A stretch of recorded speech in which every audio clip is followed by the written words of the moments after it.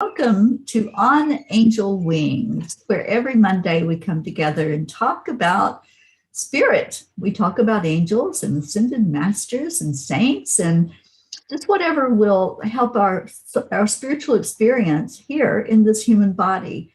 I'm Teri Angel, and my co-host is Christina Leftwich. Hi, Christina. Hello, everyone who joined. So happy you're here. Yes, I'm so excited about this show tonight, and I've told others what we're doing, and they're so excited to join in and listen. And on the Zoom call, we have our Auntie Jean Lorio. Hi, Jean. Hello. Hi, everyone. Our Aunt Mary Lou. Hi there. Hi, sweetie. We have Catherine Kovacs, even though we can't see her. There's some technical difficulties. Hi, everyone. And we have Grace Isis with us. Hello, everybody. So tonight, I am going to let Christina introduce our special guest of honor that we will be talking about, and stay with us after she finishes, and we'll go into a meditation with this very special person. Thank you, Christina, for being here and for presenting this. Yes, my pleasure. This was a lot of fun. I am a Reiki practitioner, and so perhaps some of my Reiki practitioner counterparts will recognize tonight's master. So again, I'm going to, there we go. And I figured out what I did last week. Remember, I couldn't get it up. They changed my icon. And I kind of went, it didn't really work. So.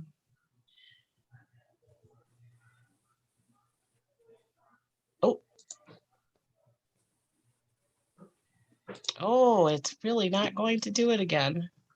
Okay, so you can see this. We're going to do it this way again, I guess. I have to have my son check this out for me because I really don't know what's going on. So tonight's master is Master Mikao Wuzui. Now, this is how he is known as the father of Reiki. Now, this is where it gets, unfortunately, yeah,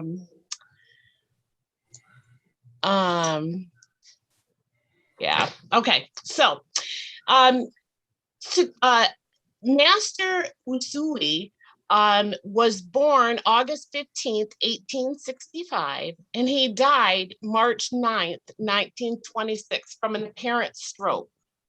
Now, his family lineage came from samurai ancestry.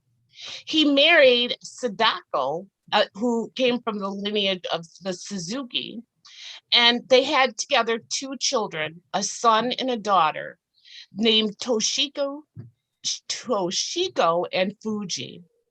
Now, some say he works within the seventh energy ray, which is the purple, violet, lavender ray of energy. So, unfortunately, many records were lost during World War II in Japan. And so, a lot of the hard fact kind of things were lost. So little is really actually known about this sensei. A big source of our info comes from his memorial stone, which was erected by some of his most ardent students. So even this is opened for interpretation, as the actual inscription is done in Old Japanese. And so that must be translated first into modern Japanese before it is again translated into another language. And that can definitely be tricky. This is a picture of the memorial stone that is still standing. Now, as a child, Wuzui loved to read. He was very studious and was not afraid of hard work. And all of these traits actually continued on for his whole life. He had a broad interest in many things, and I do mean many. And these range from things such as psychology and Western medicine, all the way to astrology and meditation. So of these remembrances of Wuzui remember him as being a very humble and gentle man. Even though he was physically large, he would always greet you with a smile. So I have to say though, but not in pictures, very much like the time, I don't know if you've looked and noticed that nobody seems to really smile in those older pictures, even the ones that were described as being vivacious and with smiles. And so I couldn't come up with a smiley of him. But Wuzui had quite a variety of occupations in his life as well, a lot. So these included, but are certainly not exclusive in its scope. He was a public servant. He was a supervisor of convicts, a missionary, a reporter, and even a politician's secretary. Now here I have a picture of this man, Wuzui. And like I said, you could almost see just a hint of maybe he was going to smile and he maybe had to force himself not to. I don't think he looks mean by any stretch. So it was later in his life, actually, that we start to see his first experiences with Reiki. Now, during a period of fasting on Mount Kurama, which is near Kyoto, he experienced a great Reiki around his head, or a shock in the center of his head. Now, this is depending on what translation you would like to go with on this. It was here that he obtained a Reiki Ryoho, or a Reiki healing method. And I'm going to break that down a little bit more, but here's a beautiful picture of where, the mountain that he was on. This would be it right here when he experienced his spiritual awakening to the Reiki. And if we were to break down, we have Reiki, which breaks down and translates to one's true self or one's true energy. I've also heard it interpreted like that. Ryo is to cure or to heal. And Ho is a method, dharma, or teaching. So if we put that all together, we say that Wuzui was, this is Usui's methodology to come to your true self for healing. And that's really what it translates to if you just break it down into parts. So Wuzui started using this technique when he got back down off the mountain on himself and on his family, and was met with great success. So in April of 1922, he opened his first dojo, which means a training hall, in the region of Tokyo. And he both taught and he offered healing sessions, again, meeting with great success.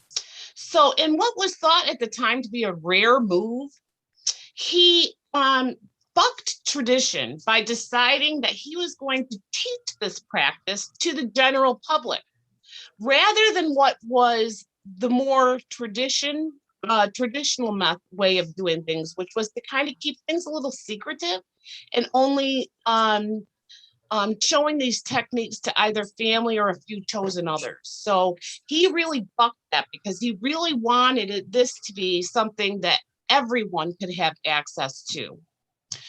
So he is said to have actually taught 2,000 students and 21 teachers or masters.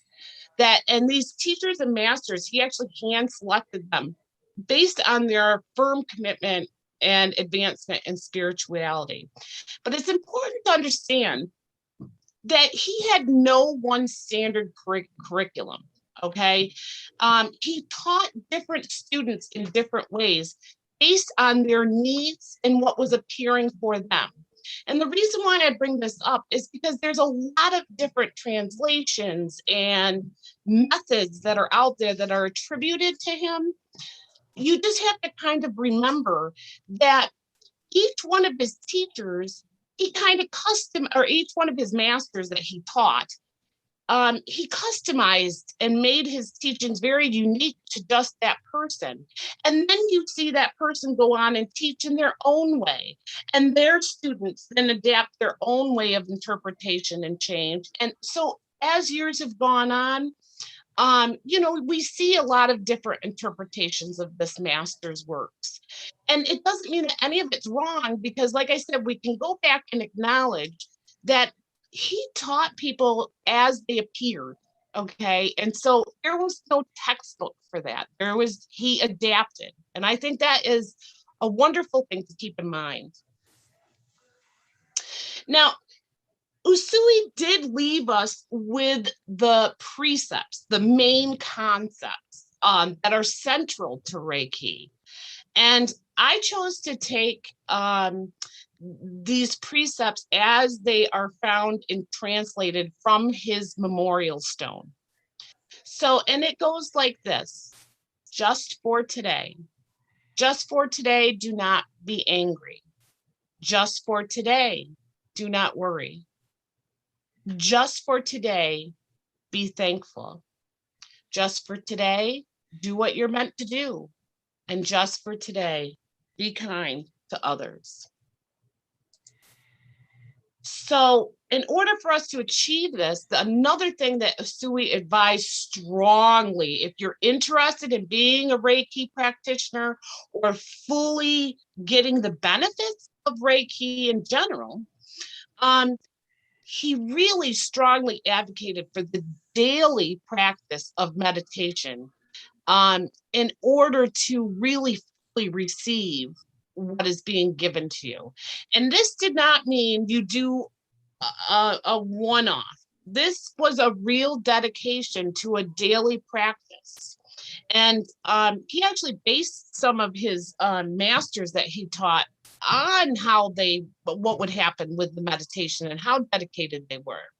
So Wuzui believed healing of the practitioner happens simultaneously as the person receiving the healing is given. So if you're a practitioner, you will receive an equal, if not more amounts. And that is so true for me in my own practice. So, and as a result of this practice, of this daily meditation, we will actually begin to release our own anger and our own worry. And we become more compassionate to ourselves, which therefore makes us more compassionate to others. It just leads one to another to another. And I'm just going to leave you with this picture of meditation. Again, there's so much out there about this particular master. There's a lot out there as far as how people have worked with it, and it's just endless. But I think I managed to hit the highlights. This is not a Reiki class, unfortunately. That's great, but it isn't. This is just a general overview. And I thought it would be nice to just leave with that message of daily meditation and that prayer, his precepts, to lead into our own meditation, which Teri Angel is going to lead us right now in. And I think that's just a lovely way to leave it right now. So let me stop my share. Okay. Wow. Thank you, Christina. That was absolutely beautiful, and such a beautiful master that so many millions of people have learned from. I think it is interesting, and I had heard that too, that he didn't really train that many people to teach this. He taught people to do the Reiki on themselves, to self-heal, but as far as passing it along, it's amazing that we have so many that know it. Almost everybody, I can say, has heard of Reiki or experienced it yourself, maybe in a healing session, or maybe you do it. And that's awesome. Myself, I've been trained through level 3. I did not go forward with the master training, but I incorporate the Reiki healing in all that I do when I do energy healing. So it's one of those that works well no matter what you're doing. You can pull in And that Teri, wouldn't you agree that he was also one, again, I know we did this last week too, but that the mind, heart, mind, body, he really knew how to really encapsulate that into just a wonderful method. And so I noticed anyways, that he doesn't talk much about physical healing, although that can occur. He was much more about completing that circle of physical healing with a more mental, emotional healing on top of it for that whole thing. Right. Yeah. Yeah, so true.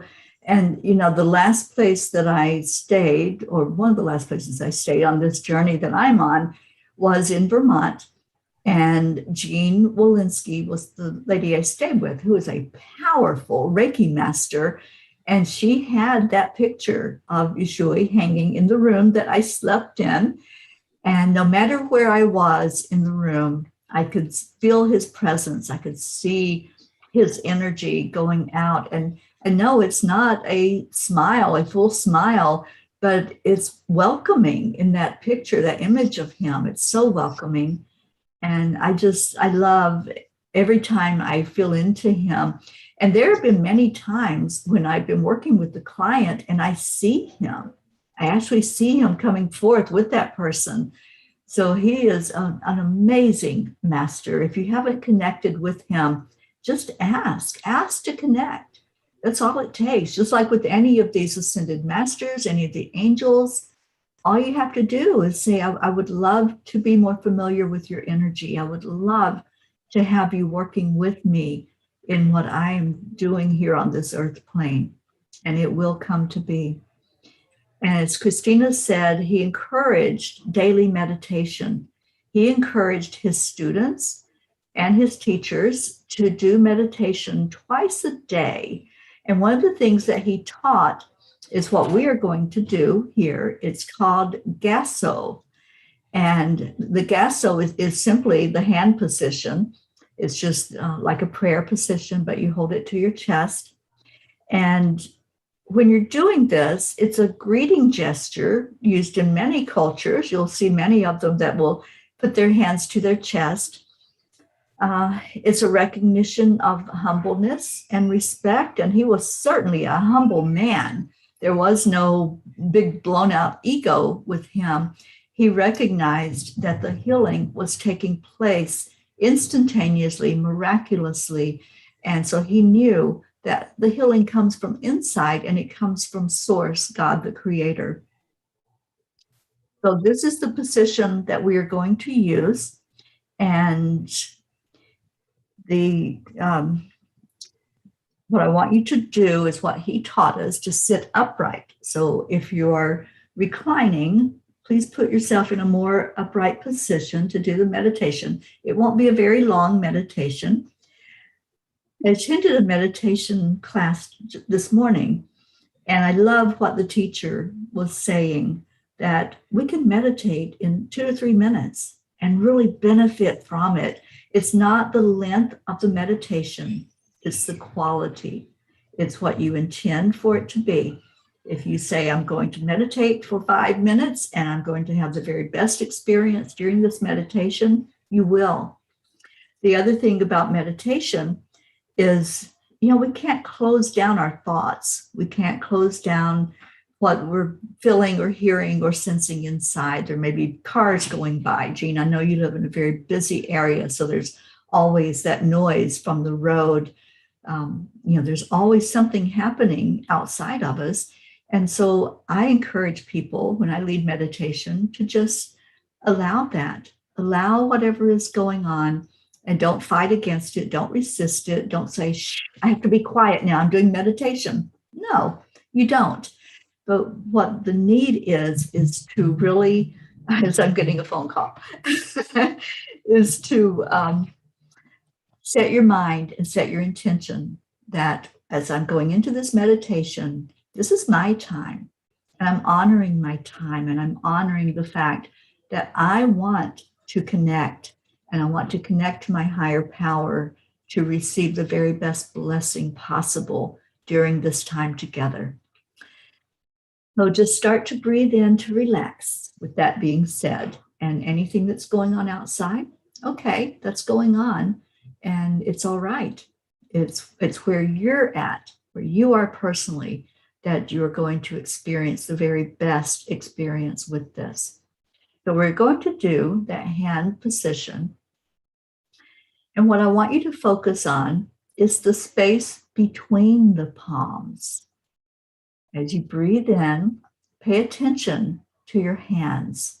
Pay attention to the fact that you have chakras in your hands. And as you are pulling that energy in there, pulling it close, just feel and sense what that is like. Pull in your breath and allow your focus to go deeper inside of you. And feel what's happening with your hands. Feel the warmth that starts to come as you have your hands placed together.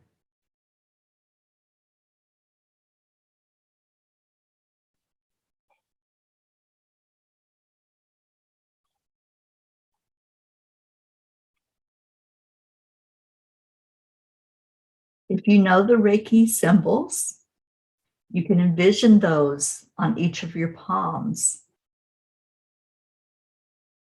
If you don't, you'll certainly benefit from doing this meditation together with us. Let's take another breath in to really center ourselves.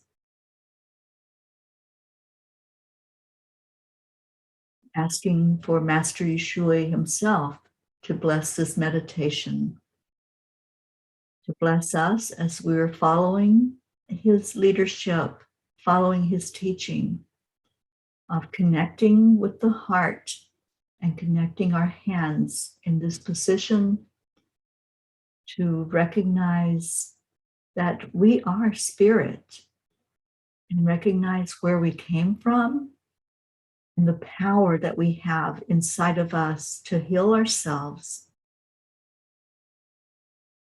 Take another breath in and release it out slowly.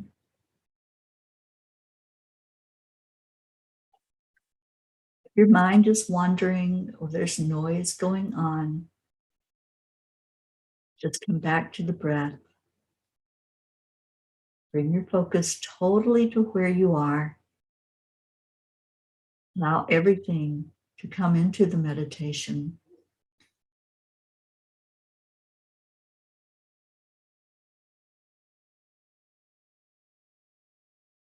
Take another deep breath. And with this breath, envision that it's going right to that space in between your palms. Feel the energy there. Feel that warmth. You can feel the warmth coming into your heart center as you hold your hands in that position right in front of your heart.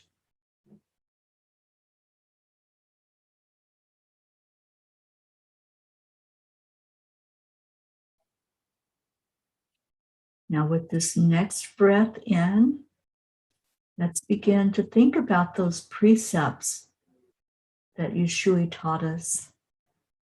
Just for today, I will not worry. Hold that thought.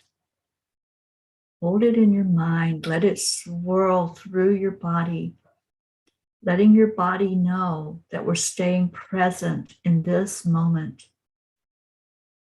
We're allowing ourselves and honoring ourselves by not looking backward or forward. We're staying in this present moment with each other, with this beautiful master. You might feel his presence there with you as we begin to recite his precepts. Just for today, I will not get angry. Think of what that feels like to just let things roll off your back. We have choices every moment. So choose with this moment that you're choosing peace peace that's inside of you. You're choosing to allow the things that are happening outside of you to not affect you in any negative manner by going into the lower vibrations. Let me read that line again. Just for today, I will not get angry.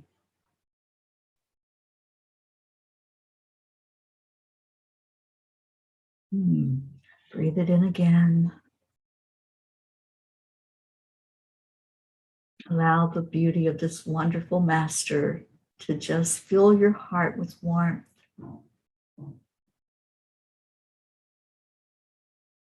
Just for today, I will do my work diligently. When we gladly go into the things that we get to do in this lifetime, it's not work. It becomes something more. It becomes a passion. So feel that in your heart. The things that you do in this human body, it all comes together in a culmination of all our experiences. When we do our work diligently, with a smile on our face, with joy in our heart, that's when we have achieved that peace inside, that place of calm, that place of not letting things upset us, but just allowing things to flow through, just like any noises that might be happening in the background. Take another deep breath in. Just for today, I will be grateful for my many blessings. Feel that gratitude in your heart. Reach in and grab a memory of a blessing. Think of a time in your life when your heart was so full because you received a blessing in one way or another from another person, from an experience, from a beautiful scenery. Gratitude is what lifts our heart to the highest place we can go in our frequency. So it's no coincidence that that's part of the precepts. Give gratitude for yourself, for your life, for those in your life.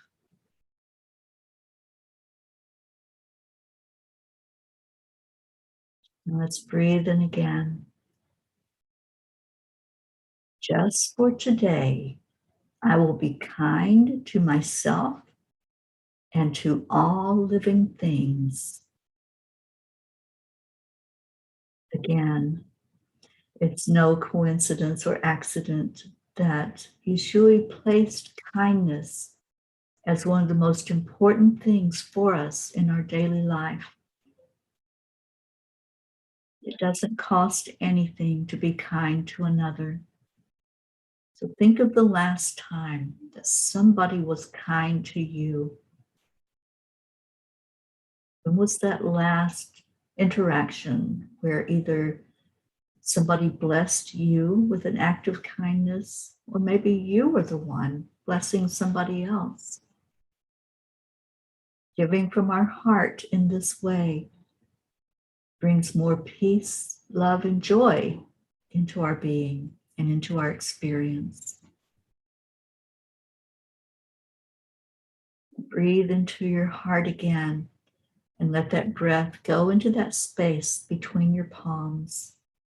See if the heat has intensified. That warmth that you're feeling there, that's love.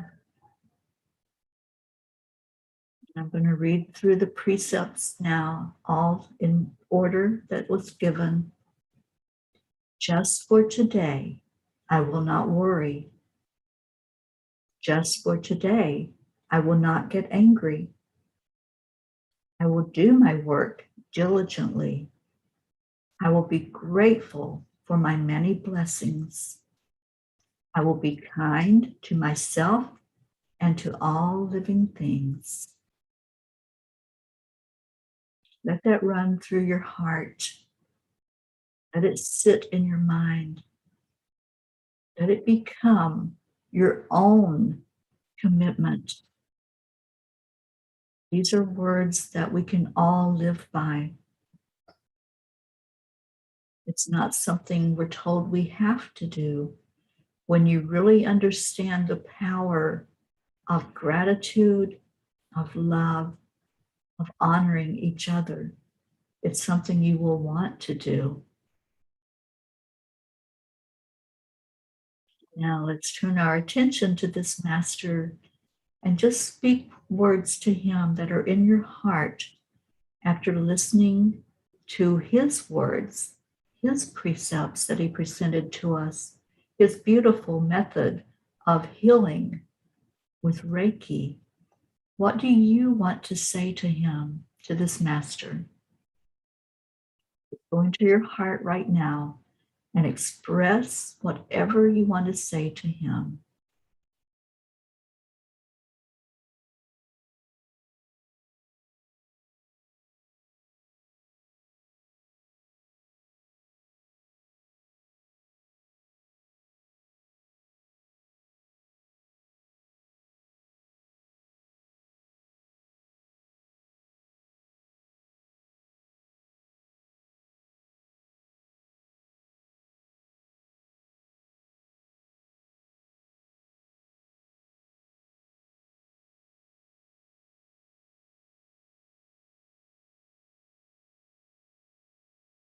You may have heard him answer you as you spoke with him. I hope you did. I hope that he touched your heart and that he gave you his blessing for participating in this honor of him. Now take a breath in, rub your hands together, start to feel where you are here with all of us in the room. And thank you. Thank you to everybody who was here on the Zoom and those who were watching and experiencing this in the audience. Stay in your heart, because that's where the real love comes from. It's inside your heart. That's where you will receive the blessings of joy and peace and love when you stay in this honor and respect of each other and of those who have come before us to teach us and to show us the way. Christina, thank you so much for the teaching that you did today. Such a blessing to have you present to us each week. And those of you that were here with us today on Zoom, I love you so much. Thank you for being here. Don't go away, because we are going to go talk about this meditation and this beautiful master offline. And anyone who's watching that wants to join us, please come in and have the discussion with us. And join us again next week. We love you so much. And we leave you with Namaste. Namaste, Y'all. y'all. Bye, everybody.